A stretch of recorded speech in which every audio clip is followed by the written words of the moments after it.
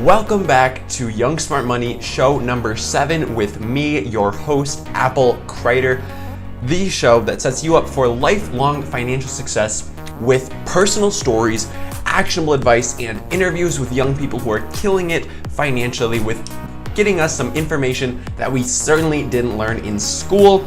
Today is an episode that I'm really excited for because we're going to be talking about books, and more specifically, we're going to be talking about the 5 books that I really feel have had some of the biggest impact on my life, both financially and just holistically in general, because these books have been very, very influential. I haven't been reading really business books, lifestyle books, mindset books very long. Actually, the first one I ever picked up was Rich Dad, Poor Dad. I got this book from a thrift shop in Madison earlier this year.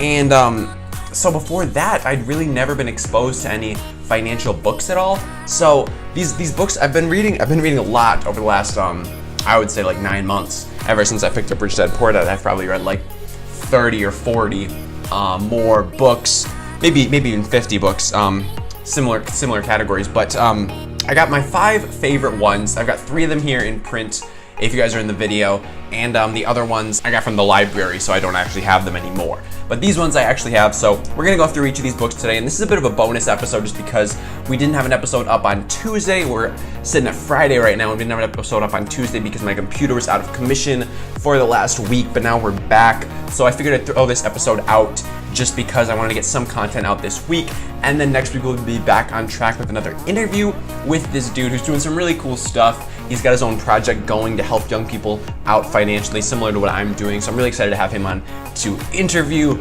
but we'll get to that on Tuesday. But for now, we're gonna be talking about some books. Okay, so the first book I wanna talk about is the first book that I started with, which is Rich Dad, Poor Dad by Robert Kiyosaki. Now this book has had a huge impact on my life, and I've been hearing from people that I needed to read this book for so long. Like all of the people I watch on YouTube, from Ryan Scribner to Nate O'Brien to probably in financial education, I'd heard all these guys mention Whiteboard Finance, heard all these guys mention Rich Dad Poor Dad, and I just had never gotten around to reading it. This is before I was into like financial books. All I was doing was watching YouTube videos and like reading articles on Investopedia and stuff, so I wasn't really doing that much. But when I got my hands on Rich Dad Poor Dad, I tore through this book. Like it's, I don't know how many pages are in this book, probably about 200 and some. Yeah, like probably, yeah, a little under 200. And I tore through this book in like a day and a half. Like I got really into this book. Like I was eating this stuff up, and it's just so valuable. The book really presented a huge mindset shift for me. And that shift was from, in the past, in my mind, I had this idea that making money was really connected to how much you worked and how many hours you were in the seat. So I was connecting like butt in the seat to making money, and the more time you spend in the seat, the more money you make, and that money is directly correlated to the amount of time you spend working for it. So I always thought, ever since I was like 6 years old, probably inspired from the game of life, that the most aspirational thing to do was have a 6-figure salary. Like once you got that 6-figure salary, you had made it and you were just like set for life. Like you were good to go. But after reading this book, I realized that that's not the only path to financial success. In fact, that is a path to financial success taken by very few people who actually achieve financial freedom, financial independence, whatever you want to call it. Most people who build up their finances don't do it through a 6-figure salary, being like a doctor or a lawyer or something. Like most people who do it, either, the way I see it, there are really 2 ways to become rich. I'm sort of getting off topic here, sort of still related to Rich Dad Poor Dad, but the 2 ways that I see to get rich, to build serious wealth, are 1, you learn how to sell something, 2, you build a business. And Rich Dad Poor Dad talks about building a business a lot. I like the cash flow quadrant mentioned in there, where you've got your employee, you've got your self-employed, you've got your business owner, and you've got your investor. And depending on which of those quadrants you're in, that's gonna define how you're making money. But what it really comes down to in Rich Dad Poor Dad is it just really influenced me in showing me how income is really made by some of the richest people in the world. Like I never had realized how money was actually made and how businesses actually made money and how business owners actually made money until I read this book, and that just really like flipped my mindset, and I was like, wow, there are so many different paths to making money than just getting a high-paying job with a salary and benefits and whatever. Like this book, it really has influenced the way I see the world. So I gotta recommend this one. And I'm gonna mention all of these books will be linked up in the show notes at applecrider.com/007. So if you guys are interested at all in seeing those, be sure to head over there. And if you buy the books through our links, that will help support me and keep this podcast going, keep my YouTube videos going, all of that good stuff. Okay, so that's basically Rich Dad Poor Dad. We're gonna try to keep this episode pretty short. So we're gonna move on to the next book, which is called The One Thing. And I actually just read this book a couple weeks ago, one of my more recent reads. And this book's by Gary Keller, and it's all about how doing less can actually lead you to achieve more. So now that might seem a little paradoxical. Like, how can you do less and achieve more? Well, it really does come down to, it's sort of similar to the 80-20 principle, actually. I'm gonna start there. So if you haven't heard of the 80-20 principle, the Pareto's law, whatever you want to call it, it states that 80% of your results come from 20% of your actions. So it basically just says that a disproportionate amount of your results, doesn't have to be 80%, could be 90%, could be 75%, could be 60%, is gonna come from a disproportionately small part of your inputs. Doesn't have to be 20, could be 15, could be 2, could be whatever. So it's basically just saying there are some activities or some things that you can put resources, put money, put energy into, and are going to give you much greater results, much greater bang for your buck than other activities or other things that you could be doing. So there's just some things that are gonna give you a disproportionate amount of reward, and you really have to hone in on those things and maximize your effort on those things that are gonna give you the greatest results. All right, so it really focuses, the book focuses on shifting your mindset from the mindset of somebody who's trying to be efficient to the mindset of somebody who's trying to be effective, because there's a big difference between these words that I personally had not really realized before reading this book, but I think it's really important to get a divide in between efficient and effective. So efficient is doing something in the quickest possible way, or doing something with the least steps required. Basically just like getting something done really like seamlessly, like without friction, okay? So that's efficient. So efficient, it means you can get things done in the best possible route. So you get the shortest possible route from A to B, okay? That's efficiency. Effectiveness is actually figuring out where point B should be, okay? So if you're trying to find the fastest way from point A to point B, that's great. But if your point B is incorrect, if that's not the place that you're supposed to be going, like it doesn't matter how quickly or how efficiently you get there. Like if that's the wrong place, then you haven't really made progress because you're going in the wrong direction. So being effective is all about figuring out where you're actually trying to go and doing the stuff that's actually moving you towards where you're supposed to be. And if you can do that stuff efficiently, that's great.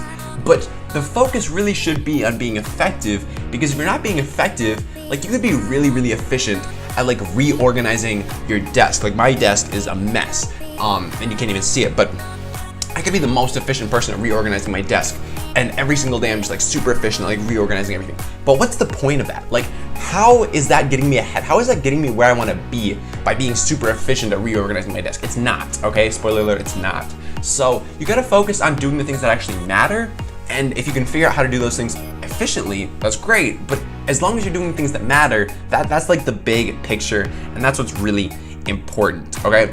So the book really centers around this focusing question. That's what Gary Keller calls it. He calls it a focusing question. And the focusing question is, what is the one thing such that by doing this one thing, by getting this one thing done, it would make everything else easier or irrelevant? And that is like that's the meat, that's the main part of the book. That's where the one thing comes from. So what is the one thing that you can be doing right now that's gonna make everything else easier or irrelevant? And that's a powerful question. Like you really do have to think to come up with a good answer to that question, because if you can find something that is an answer to that question, like that is a really powerful thing. Like if you have 20 things on your to-do list, but you can figure out which one of them, that by doing that, it's gonna make 10 of them irrelevant now, and the other 10 easier to do, like that's bananas in my opinion. Like being able to do one thing that makes so many other things easier or irrelevant, like that's just really powerful. So I've really been trying to internalize that question, and I think it's a really good way to establish a little to-do list in the morning. Because when I wake up, what I like to do is I like to have a to-do list of 3 things. I like to keep it short, I like to keep it simple, and just look big picture. So like big picture, what are the 3 things I want to get done today? So I think using this focusing question is a good way for me to establish what my 3 things are, or a couple of my 3 things could be, just because I want to be doing the stuff that's effective, not just the stuff that's efficient. So that's my 2 cents on that. And I think it's important to look at this in different aspects of your life, this focusing question. Like, of course you can apply it to business or your hobbies or your work or whatever, but you can also really apply this to like your family life or your health or all of these things. Like, what is the one thing you could do for your health that would make everything else easier or irrelevant? Maybe it's going for a 30-minute walk every day, because if you do that, then it's gonna help you stick to your diet and it's gonna help you be active every day. Like, you gotta find what one thing can you start implementing that is going to make other things easier or relevant, because if you can find that, that's just a very, very powerful tool to have in your toolbox. And if you can narrow it down to what really matters and not get caught up in all the unimportant stuff that like you think is important, but when you take a step back and look at the bigger picture, you realize that these are just like minute details and you're not focusing on the macro, you're focusing on these little tiny things that don't matter, they're not gonna matter in the long term. You really have to figure out what is actually going to matter in the long term.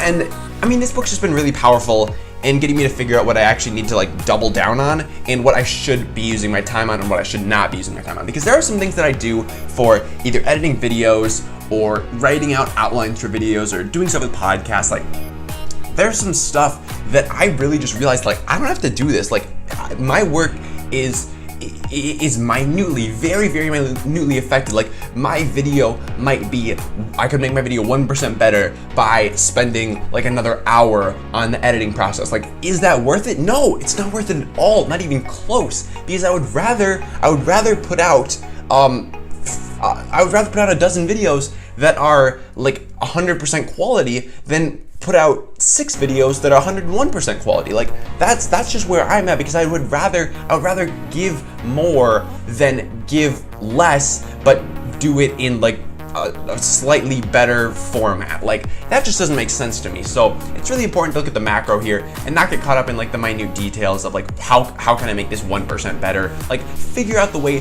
to get it 80% good and then just do that a lot, rather than focusing on getting it 81% good, like 81%, and then spending double the time on it. Like, it's just not worth it. It's just not worth it. So that's the one thing. I don't have a copy of it because I just returned it to the library a couple days ago. But that's my 2 cents on that book. Next book I want to talk about is a book by somebody who I'm really getting into Gary Vaynerchuk's content lately.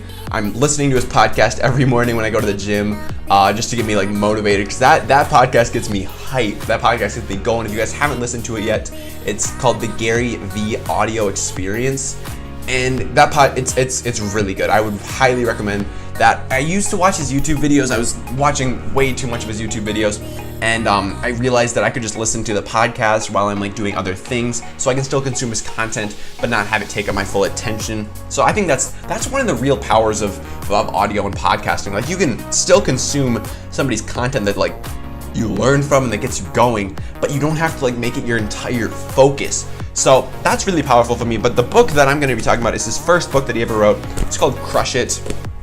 At least I believe it's his first book. I could be wrong on that. But it's called Crush It, Why Now is the Time to Cash In on Your Passion. So this book, written by Gary Vaynerchuk, and it's essentially a step-by-step on how to monetize your passion and grow a business for yourself instead of just creating a job. So this is also addressed in Rich Dad Poor Dad, the difference between starting a business and creating a job for yourself. So Gary Vaynerchuk's really all about that in this book. And I mean, some of the stuff that he highlights in this book, it's really powerful for me, at least.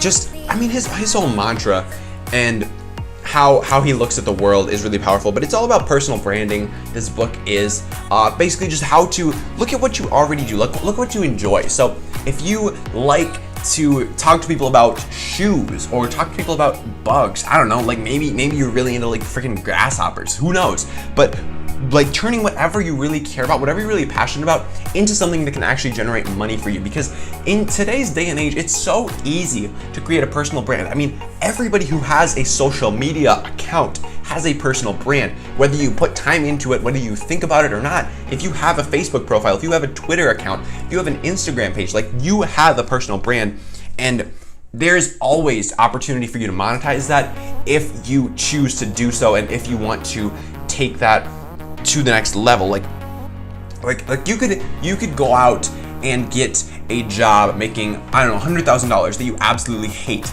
But there's also the opportunity for you to instead start a personal brand and make $83,000, but you would actually freaking enjoy everything that you do every single day. Like, which choice are you gonna make? And this book really shows you how to build that business. So maybe you're not making as much money, maybe you're not buying the flashiest car or the biggest house, but like, you're doing something that you love every single day.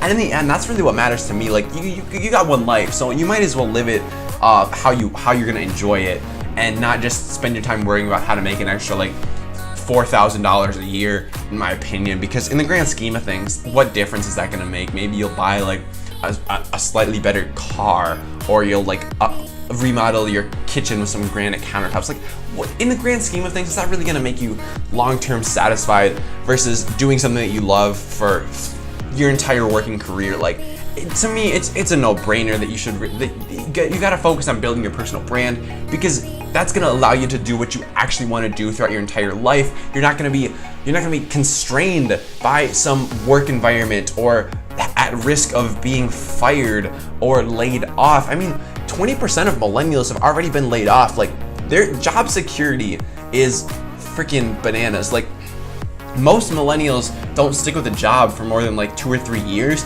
So I think building a personal brand is really good, because I mean, that's timeless. Like, a personal brand, it's the new resume, honestly. Like, when you apply for a job, one of the first things that an employer is going to do, they're going to Google your name, and they're going to find out everything there is to know about you. And that is what your personal brand is. Like, when somebody Googles your name, what they see is your personal brand. Okay, so that's why it's really important to build a personal brand, because even if you're not trying to be an entrepreneur, even if you're not trying to start your own business, even if you're just trying to work for people, like, if you apply for a job, before they even open your resume, they're going to Google your name, and they're gonna see what there is about you on the internet. Because if there's like some stupid shit about you, like going out and like taking all these stupid pictures, like, they're gonna cross you off right away. They're gonna throw your resume in the fire. Like, they're not gonna waste their time on you if your personal brand looks like a piece of crap. Like, that's why it's really important, because this is what your entire image is gonna look like how you're going to appear to everybody in the real world. That's what your personal brand is, and it's a really important thing to have on lock. So I think Crush It's a great book on building that personal brand, how to monetize it. It really just covers it all from A to Z. How personal branding works, how you can use social media to build your personal brand. So if you guys are at all interested in doing something you love for the rest of your life, I would recommend checking out this book, Crush It. I mean, it was written like 12 years ago, I think, at this point, but it's still relevant as ever. Like, reading that book, it just rang very, very true to me. Next one we're going to be talking about is book 4 is The Richest Man in Babylon. So I've got a copy right here. It's by George S. Clason. And this book was actually written a long time ago now, almost 100 years back. In 1926 is when the first edition of this book came out. So it's a timeless classic, guys. And actually, the content in here is based on stuff from thousands of years ago, like some like stone tablet inscription stuff. But essentially, this book, I really like it because it tells a story. It tells multiple stories actually, but about how people think about money. There's some big lessons in this book, and the main meat of this book is just the seven cures for a lean purse is one of the main things about this book. And I'm just gonna read you the seven cures for a lean purse right now, just so you guys can get it. But essentially, these are just like ways for you to make sure that you're taking home as much money as possible and you're keeping as much money as possible for yourself, instead of just spending it all. Because I mean, 78% of Americans are paycheck to paycheck, so I think this information could be pretty valuable to most people out there.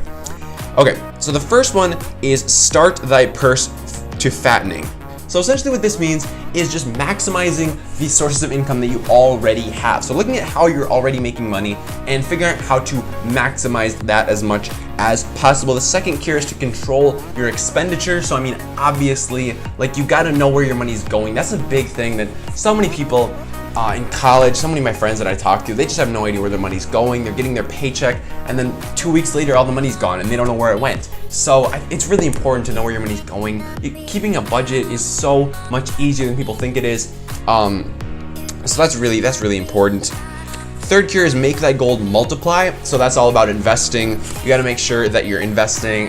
Because you got to make sure your money's working for you, and that it's not just you working for it. Because if you're working for your money, you're spending it all, is gone. How are you gonna think of retiring someday? How are you going to, like, being able to make your money make you more money? It's a powerful thing, guys. And so many people, young people don't like to think about this because they think it's just all about retirement and stuff. But it really can be, like, it doesn't have to just be about retirement. It can really just be about helping yourself out and making sure you don't have to work as much to achieve the desired lifestyle that you want, and be able to do whatever you want with your time. That doesn't have to revolve around making money.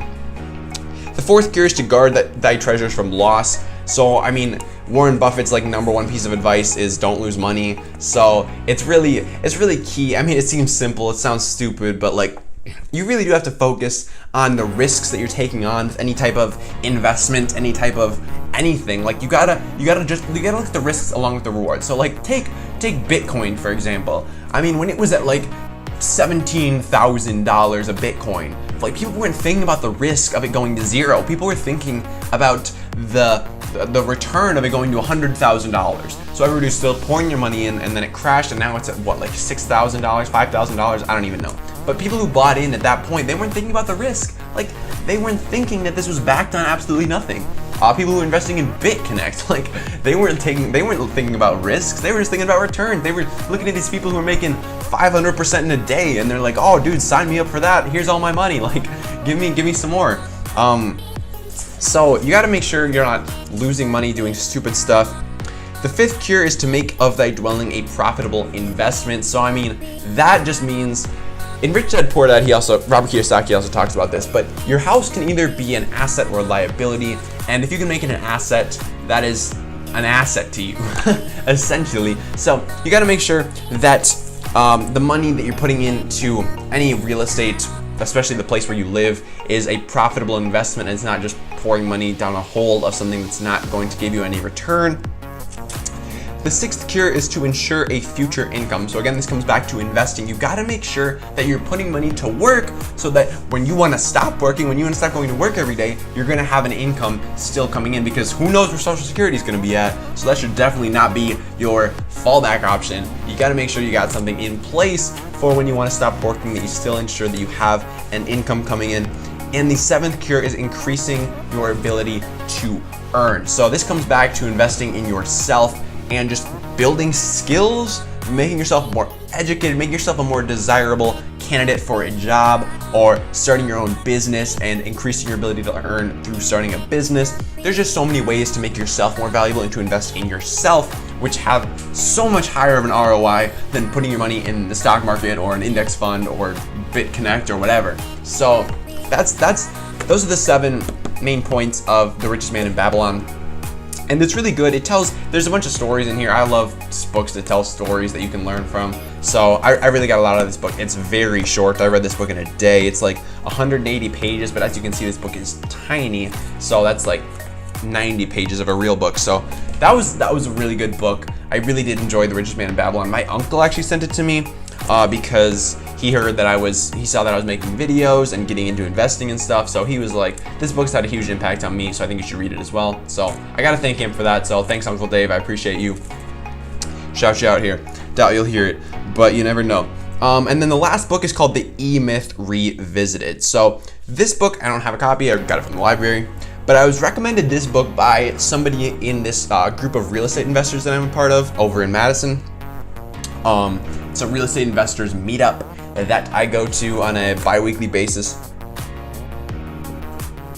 Sorry, I needed some water. But it's similar to The Richest Man in Babylon in that it does tell a story. There's an overarching story throughout the book of the author and this woman who he's helping build her pie shop. And it really talks about the myth that everybody is an entrepreneur, and that to start a business you just have to be like a driven entrepreneur. Like, there's a lot more. I got a really dry throat today. There's a lot more that goes into a business than just being an entrepreneur. Obviously, you have to know how to do the actual skill that you're selling. So if you're starting a pie shop, you don't only have to be an entrepreneur, you have to be a good baker, or you have to hire a good baker. You have to have someone with good business sense, and you have to have someone who is driven with the vision. So there's really 3 aspects to starting a business that he talks about in this book. First one is the entrepreneur, that's the E. Second one is the technician. It's the person who actually bakes the pies. The entrepreneur is the one with the vision and the one who can see through the trees, see the forest, see the trees for the forest or whatever that is, but can see the big picture. The second one is the technician, who can do the day-to-day work. So if you're, again, with the pie shop example, the person who's actually baking the pies, the person who's doing all the cooking and stuff. And then the third one is the business person. So the person who's managing everybody and making sure that the day-to-day flows well. Those are like the 3 main aspects of any business that are covered in this book. And again, it's about creating a business rather than a job, and it just shows you what actually goes into that. And this guy gives his advice on how to do that, and you really have to know yourself. You have to have that self-awareness to know, okay, am I the entrepreneur who has the big vision? Am I the manager who can be the boss and see the day-to-day go by?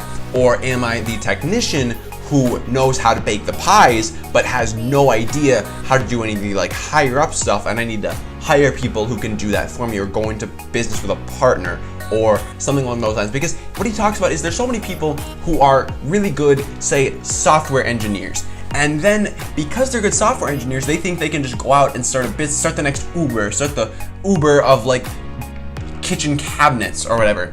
And so they think they can just do that because they know how to code. So they think they can just design an app and start a business and just start making millions and millions of dollars. When in reality, maybe they could make the app, but they need somebody who knows how to market. They need somebody who knows how to do freaking HR. They need somebody who knows how to manage a company. There's all of these aspects that go into a business besides just the technical work of coding the app or baking the pies or whatever, that you really have to have that self-awareness to know, okay, am I the person who's going to be able to have the vision and drive the business forward every single day? Am I going to be the person who can manage the operations every single day? Or am I going to be the person who is baking the pies or coding the app every single day? So those are my top 5 books that have really just brought me a ton of value, and I want to share them with you guys real quick. Again, if you want to check out more information about these guys, applecrider.com/007 or youngsmartmoney.com/007 will take you to those. Just to recap, the 5 books were Rich Dad Poor Dad by Robert Kiyosaki. We had The One Thing by Gary Keller, Crush It by Gary Vaynerchuk, The Richest Man in Babylon by George Clason, and The E-Myth Revisited. I think it's by, I don't remember who it's by. I'm not even going to pretend. So those are my 5 books. And for our money pun of the day, which president was least guilty? Lincoln. He was innocent. Next week, we'll be back with the 8th installment of Young Smart Money. But if you can't wait until then for your next burst of financial literacy content and money skills, you are in luck, because I have a load of free resources just for you. The first one is applecrider.com, where you're going to find the show notes for this episode. I mentioned that before, applecrider.com/007. Additionally, I've got a new course out. It's called $100 in a Smartphone. It's a free online course all about how to invest your first $100 from your smartphone, completely free. applecrider.com/course if you guys are interested in that at all. And then, as always, you guys can find me on YouTube, where I make daily personal finance, entrepreneurship, credit card, investing, all of these kinds of videos just for you guys, just for high school and college students. So be sure to check those out, youtube.com/applecrider. I just want to thank you guys for checking out Young Smart Money today with me, your host, Apple Crider. And before I go, I do want to challenge you to pick up one of these books, because honestly, I don't think any of them are over 250 pages. They're all really quick reads. I get intimidated by big books. I tried to read The Intelligent Investor. I got 200 pages in and I was just done. So, I would really recommend checking out at least one of these books. They've been really impactful in my life. And honestly, you can pick them up on Amazon for like $15. I think you can buy. None of these books should be more than $15. So I really would recommend you check out one of these books. Let me know what you think of whichever book you decide to read. Send me a DM on Instagram at AppleCriderOfficial. Drop me a comment on this YouTube video. Anywhere you can find me, apple@applecrider.com. Just shoot me your feedback on any of these books. And yeah, I'd love to hear what you guys think of these. If you've read any of them before, let me know what you think. Let me know what your favorite book is as well. Like, I want to know from you guys. So apple@applecrider.com. Shoot me an email with what your favorite book is. And don't forget to subscribe and leave us a review on iTunes. I really would appreciate it. We have about 5 or 6 reviews right now, and I read every single one. I am getting so much value from them. I really appreciate you guys' feedback. It's my lifeblood, honestly. Like, just hearing from you guys and just hearing what you guys have to say, what you guys think, what your guys' feedback is. It just gives me so much encouragement and so much just like, I'm just so grateful that you guys take the time to listen to me or watch my videos or anything. Like, I'm just so humbled by the fact that you guys actually like enjoy and like listen to and respect the stuff that I'm saying. Like, it blows me away. I really do appreciate you guys. So thank you very much for your time. I really do appreciate it, and your attention. Like, that stuff is valuable, and the fact that you're giving it to me, it's just, I really do respect that, and I'm really glad that you guys are getting value from the content that I'm putting out, because I love putting it out there. And if you guys keep enjoying it, if you guys keep getting value from it, I'm gonna just keep doing it. So that's me. My name's Apple Crider, and for Young Smart Money, I am signing off. I'll see you next week.